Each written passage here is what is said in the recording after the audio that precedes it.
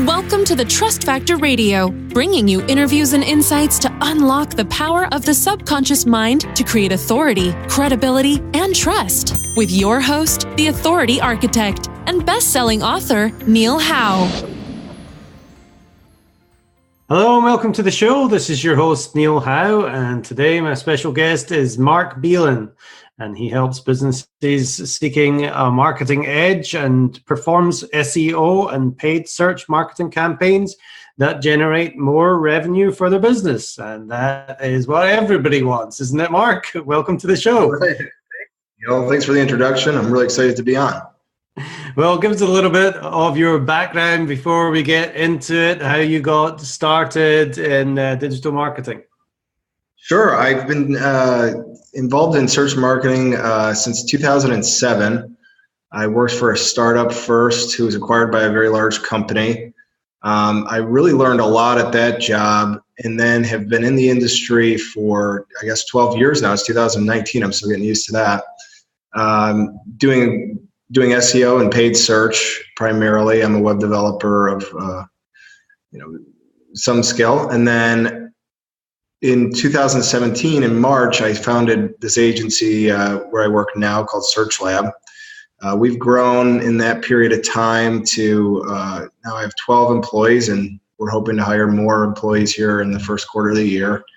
We've opened a second office in Valparaiso, Indiana, where we have 4 employees. One of them's a business development director who's hardly ever in that office, but have a great team in Indiana as well.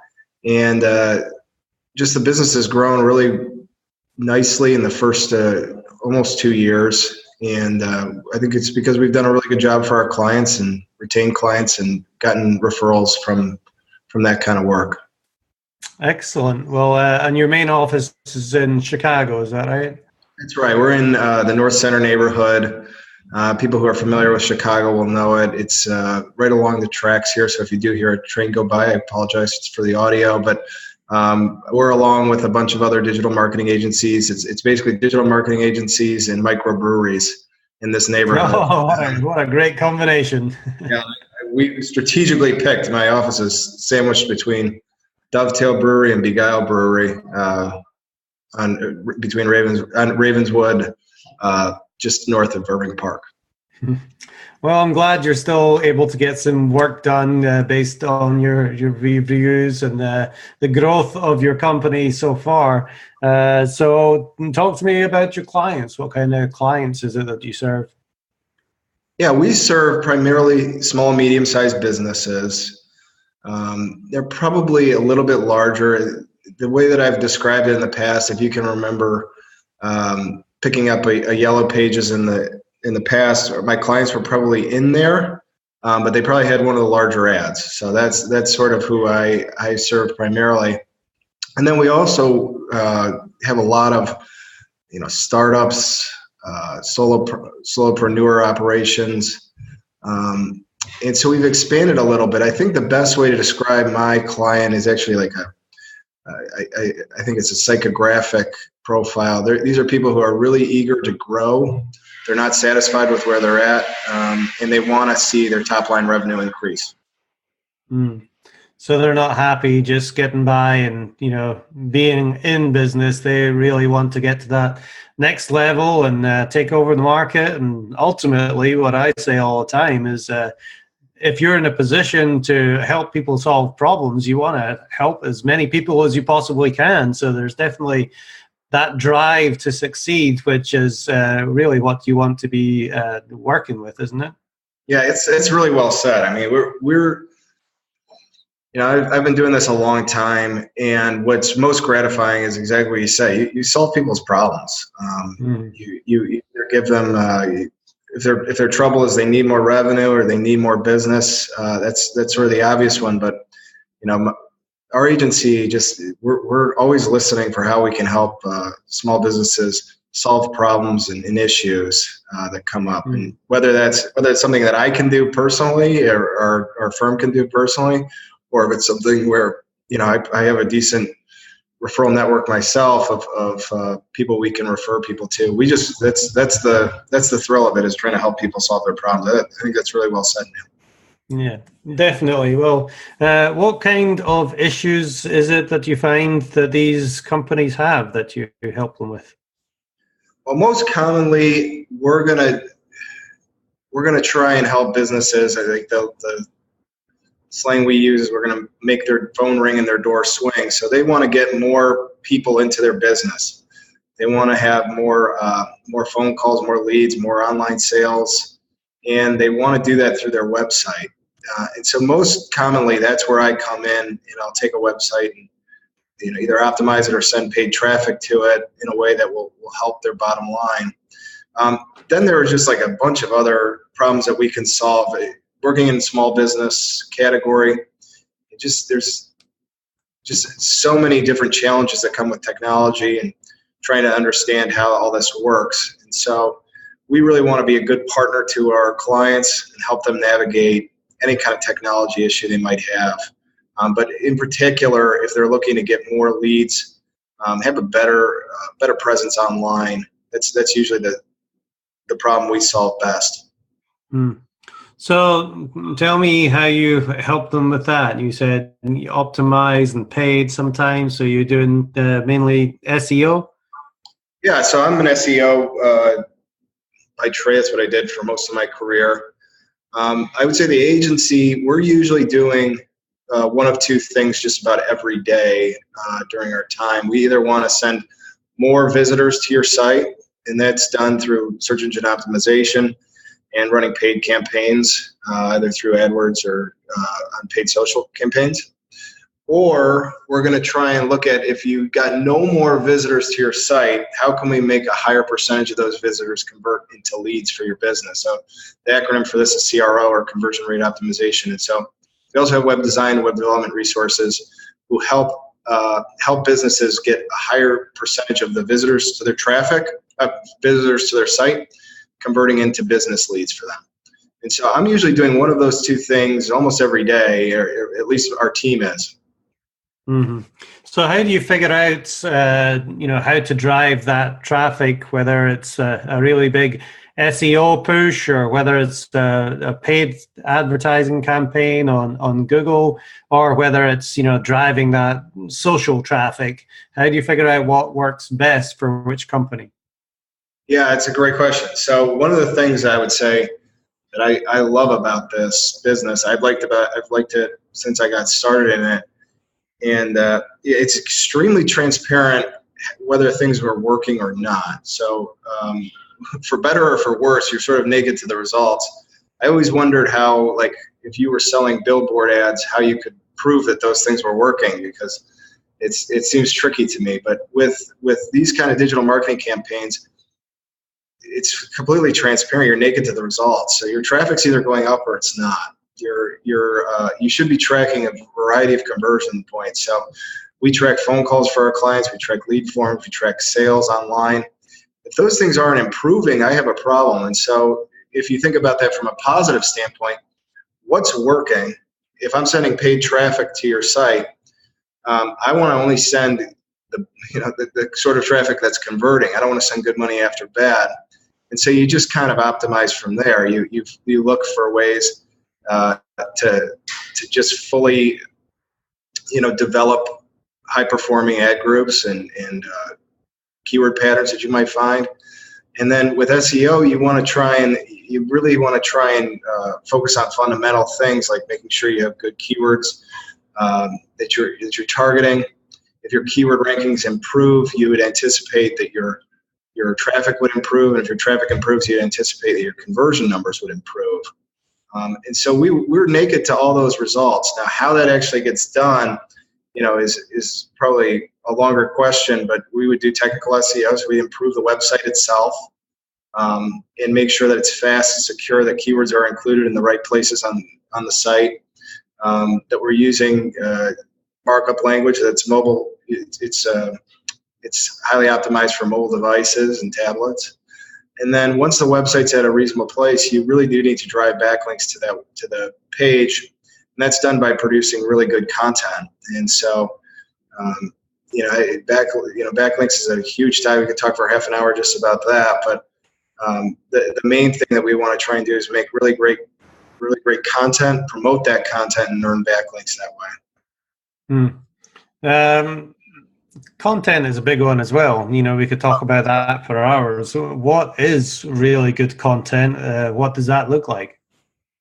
Well, people will study this, so don't even take my word for it. I think HubSpot does some great research in this area, but they'll find that research is very valuable. So if you have independent research on a topic, that tends to get more links. The other way that I think is really, really beneficial, so let's say you don't have a budget to do a bunch of research and to do a survey of 1,000 people or something like that. A really good way to do this is to find other experts in the industry, or at least in a similar like shoulder niche industry. So if I'm an SEO, I might look to an IT consultant, a similar but not competitive industry, and appeal to their vanity. So you would try and include them in your blog posts or on your white paper or on your infographic. Include a quotation from them. And generally speaking, if you do this right, you've identified people who have a blog, who are capable of linking back to your content. And so you identify people who are really able to amplify the content that you're creating. And that's probably the easiest way to do it. So I would say the two forms of content that do best are independent research and finding people within this industry who will amplify your content by using their own blog, their own social media network. Mm-hmm. And is that kind of like influencer marketing, trying using the influence of different audiences out there? And does that work for the small or medium-sized businesses that you deal with? Yeah, and everything's within reason. So an influencer, you typically think of a celebrity or somebody who's really got a massive following, but in a lot of cases, it's just it's somebody who's an expert in the industry. So if you're a locksmith or a door, I have a client obviously who does this. It turns out there's a lot of people who are interested in security. They don't have a following that's as big as like a Kardashian, but they have a following that's very important to your industry. And so appealing to those people, because they do write blogs, they are active on social media, they are active in thought leadership, it's very helpful. So I think people get intimidated by that word influencer marketing because it can be like, oh, if they're not playing in the NBA or going to the Golden Globes, it's how am I ever going to get those people? No, it's really about focusing in on your niche. What are you guys really good at, and who else is talking about that, and who else is trusted? Mm-hmm. Yeah, there's the big word right there. It's the trust. That's really what it's all about. I think when people trust you, they buy from you.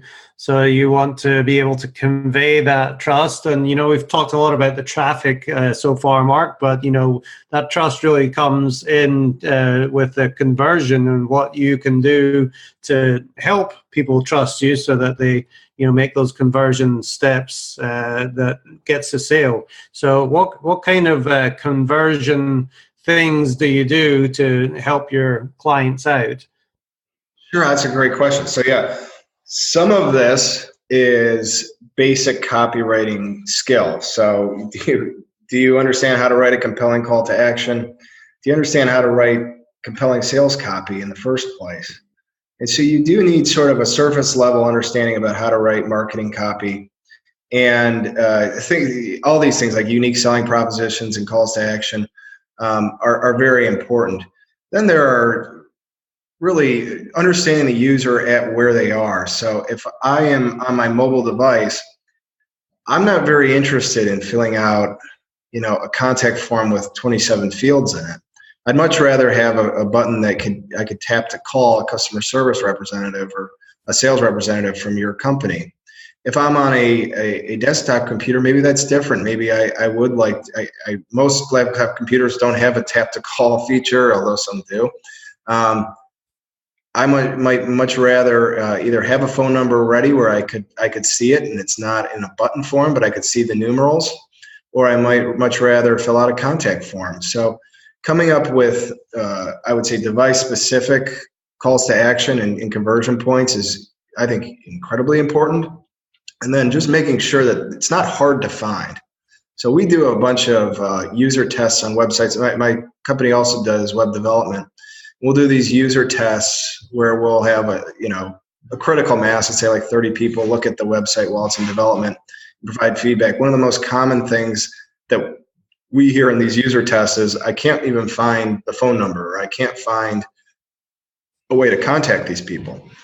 And so making that really easy, making sure that's above the fold content is essential. And I think you also want to try to have that on multiple places on the page. So it's not like if they scroll down on the page, they have to scroll back up to find your conversion points. And then lastly, I just think you want to make sure that the page performs well. So it's fast, it looks nice, it's enticing to a person, and all those things lead to a conversion. And then if all else fails, A/B test that. So try a different version of the exact same page, different copy, or different conversion points, and send half your paid traffic to one and the other, and let your users tell you which one works best. Right, and Google seems to be putting a lot of emphasis now on that user experience and rewarding through rankings the sites that have a better user experience, even more than backlinks now. So what is that user experience that they're looking for? Well, the fun acronym this year, August 1st, there is an update called they're nicknaming MEDIC. Mm-hmm. The acronym for that is EAT, which is not meant to be like you're eating. It's expertise, authority, and trust. And so they want to try and begin to evaluate pages based on a lot more what the user is signaling back to Google. And so this is something we've been hearing about for a long time. I did like an Outlook in 2018, and I was talking about rank brain and artificial intelligence then, and it sort of really came, it's really starting to accelerate now. And so you're right to say, I still think backlinks are very, very important, and probably will be for a period of, anybody who's bet against backlinks for my whole career is probably lost. But at this time, you are starting to see these user signals really creep up. And so the big ones that we talk about are dwell time. You want people on your page for a long period of time. Easy ways to do that are to include video, or again, some of these copywriting tricks to keep them on page longer. And then the other thing that they're really going to look at is your click-through rate. So you can measure that in Search Console and see how frequently your result appears and how often it's clicked. And that having a high click-through rate will certainly appeal to rank brain and some of these artificial intelligence measures. But I still think a big component of EAT is going to be backlinks. But it's going to be like you need to have trusted authorities linking back to you. If it's just fly-by-night directories, it's not going to do it. You're probably going to do more harm than good. And so you really want to make sure you're understanding who's linking to you, that they're an expert in the field.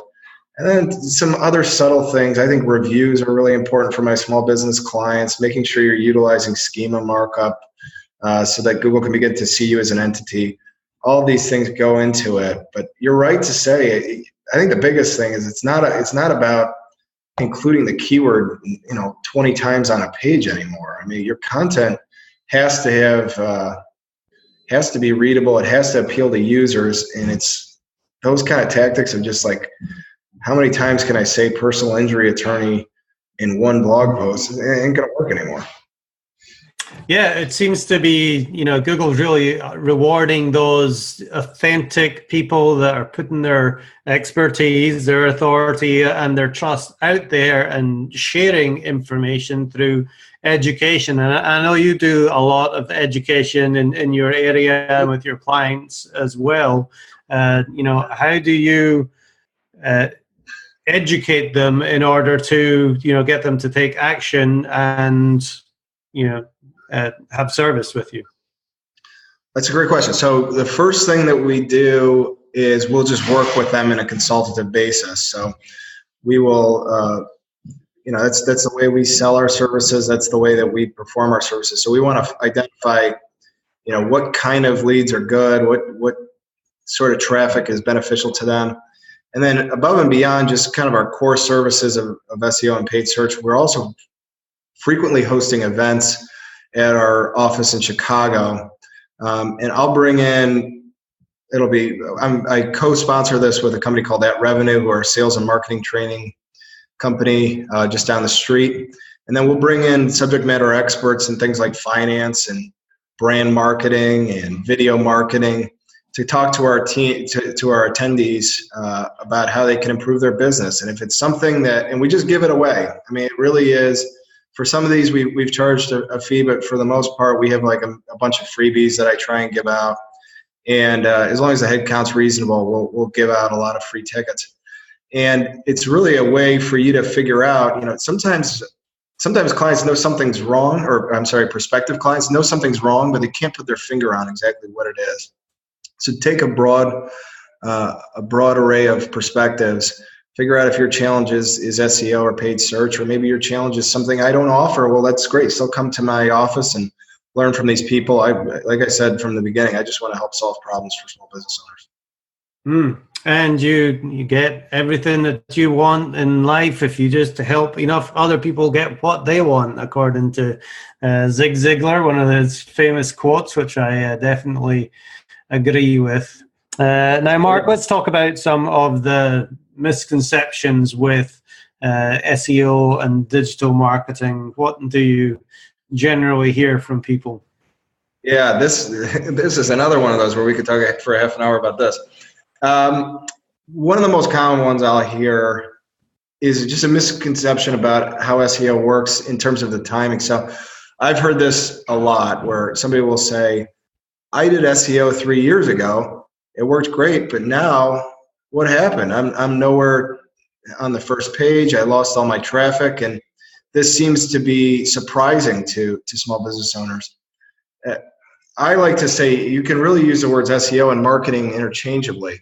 If you said, I did marketing 3 years ago and now my phone doesn't ring, that wouldn't make sense, because obviously you did it 3 years ago and now you stopped, and so you'd see a regression in your amount of leads. SEO is a continuous process, and really the hard work becomes when you get to the top, because now you're competing not just against other really reputable businesses, but likely reputable businesses who also have SEO, consultants working on their behalf. So staying at the top is actually when the real challenge starts.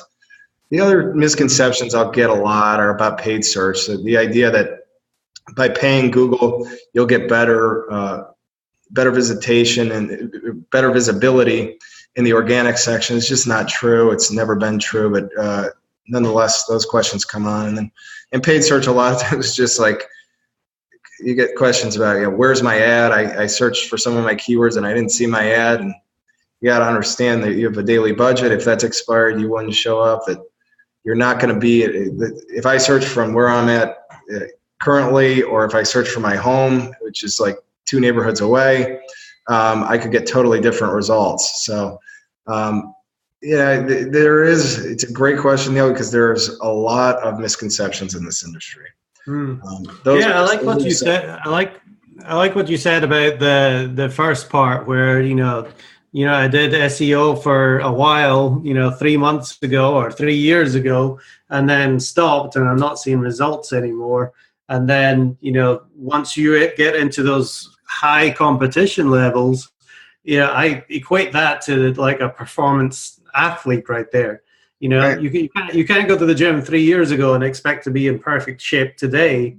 But again, if you're at the other end of the spectrum where your competition is really high, you talk about these professional athletes that, the difference between a magnificent player and just a completely outstanding player can be minute, just 1%. But they have to put in so much work just to get that. But ultimately, the rewards are there, aren't they? They are, yeah. And I think that's the line I always use is like, now once you get to the top, and you're competing against other black belts, so you're through all the. You gotta work even harder. And you got to train against the black belts. Yeah. Well, let's talk about some of the fears, because obviously there's not everybody that's doing this. People try to do it on their own, or they just feel that they can't afford it. What holds people back from hiring, a digital marketing company like yourself, Mark? Yeah, maybe cost. I think there's a tricky thing to understand, that an SEO agency or a paid search marketing agency or anybody you work with in marketing should be an investment. It shouldn't be an expense. So if you spend money with me and that price tag looks scary, you have to keep in mind, like, if we're not delivering more revenue than we're costing, then that doesn't make any sense. We should really deliver a lot more revenue than you're dishing back to us. And so there's a lot of people get sticker shock with the service, because it is a professional service. It does cost money for my time and for my employees' time. But the idea of anytime you do a marketing campaign is that it should really be an investment. Anytime a marketing firm is an expense to you, that's not a good situation. And so I think people they look at that number and they go, this is how much I'm spending, instead of thinking about, this is how much money I should make because I'm spending that money. If that gels with what you're asking, Neil. Yeah, definitely. All right. Well, we've been talking about what you do for your clients and trying to solve their problems, and the solutions that you have with SEO and paid, and just an overall strategy. Let's find out how it's been working. Talk to me about some of the successes that you've had with your clients. Where were they when they started, and what problems did they have? What were you able to do for them? And ultimately, what was the outcome? Yeah, so one of the very first companies that we started working with at SearchLab is a medical device company with locations throughout Chicagoland and in Northwest Indiana. So they have 16 total locations. Over the course of our time with them, I think they started out and they had like a surface level of like 700 calls from their website per month. And we started working with them in early 2007 or 2017. And so they went from 700 calls to today, I think they're going to have 4,000 calls to these locations. So tremendous improvement. It's a case study for us. We really do love doing local SEO too. So multi-location businesses. I've had some other guys on the show who've talked about this as well, but there's this really low-hanging fruit for small business owners where optimizing your Google My Business page, doing just some really easy things to optimize it, and then getting citations can be just like an easy way if you have 16 locations to do well. With this client, really a lot of improving their link profiles. They have backlinks from Northwestern University now, and medical industry specific sites in the medical field. We've dramatically improved their link profile. But largely what we're most proud of is that there's like a 400% increase in the amount of conversions that they had since they started working with us. Traffic to the site follows a similar trend line. And it's just really, you can change a business by doing things like that. It really is exciting to see. And then I think even for a very small business, I mean, we had a client who they do limousine sales. So you need to get picked up from O'Hare. You got a prom. You got to use these guys, and their business was severely hurt by ride sharing. So like Uber and Lyft have come into the space, and it's really hurt these guys. They weren't really doing anything. I mean, we're talking like 20 phone calls a month from their website when we started. They're getting something in the neighborhood of like 400 calls a month now from our program, which was largely, again, local SEO and traditional SEO services. So really exciting to see those kinds of things. And when you're able to do that for a business, they really appreciate it and tend to refer you. And it can really change the whole fundamentals of the business. And more than anything, the business owner can go back to doing what they enjoy. Don't have to worry about where their next deal is going to come from. Exactly. And, I know with local businesses, I love talking about the Google My Business, because if you get that right and you have that optimized well, it really does get great results, lots of calls, lots of traffic. Just a great place to be on Google My Business. Well, Mark, if somebody wants to reach out to you personally to, have you look at what they're doing and see if they can get some of those same results for themselves, what is the best way for them to do that? I'd encourage them to visit our website. It's SearchLabChicago.com. We are constantly hosting events at our site, so if you just kind of want to learn a little bit more, you're not necessarily sure you want to dive in yet, that's an easy way to get introduced to us. I'm happy to schedule a call and a strategy session with anyone listening to the program, Neil, and you can find all my contact information on that site. But I like to use Twitter. My handle is @MBealin, and our agency's just been growing very, very quickly, and so I'm terribly proud and try and get everyone to our website to see what we're up to as much as they can. Well, great stuff, Mark. I have definitely enjoyed listening to what you've got to say about digital marketing. Obviously, SEO, we know that works, gets a great return on investment. Paid works as well, and paid social is also something that can be very good for different kinds of companies. There's just so many things to do, and it's very tough to keep up with it, which is why you need quality digital marketing company like SearchLab to help you out. So, Mark, and really good information channels like you're providing them. So this is really helpful.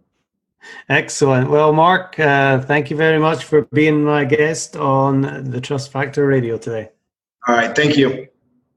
And to our listening audience, if you like what you hear, hit that like button and share, and we'll see you next time on the show. You've been listening to the Trust Factor Radio with Neil Howe. To learn about the resources mentioned in the show and to listen to past episodes, go to thetrustfactorradio.com. To get a copy of the book, The Trust Factor, go to thetrustfactorbook.com. If you are ready to act now and build your authority, credibility, and trust, schedule a consultation with Neil at theauthorityarchitect.com.